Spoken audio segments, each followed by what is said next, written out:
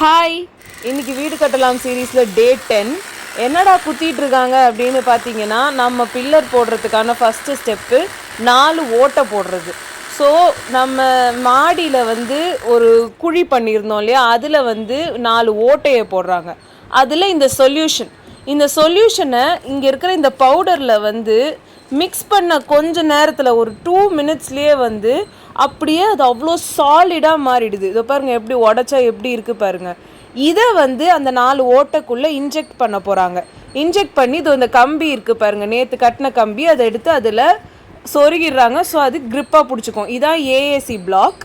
இப்போது அந்த இடத்துல ஒரு 4 பலகையை வச்சு அதை க்ளோஸ் பண்ணிவிட்டு, அதுக்கப்புறமா அதுக்குள்ளே ஜல்லி கல்லையும் சிமெண்ட்டையும் மிக்ஸ் பண்ண அந்த கலவையை உள்ளே போடுறாங்க. ஸோ இதுதான் நம்ம காலம் க்ரிப்பாக ஆக்கிறதுக்கு அண்டு போடுற ஃபஸ்ட்டு ஸ்டெப் இந்த ரூமில். அண்ட் இது நாளைக்கு காஞ்சிரும்னு நினைக்கிறேன், எனக்கு அதை பற்றி பெருசாக தெரியல.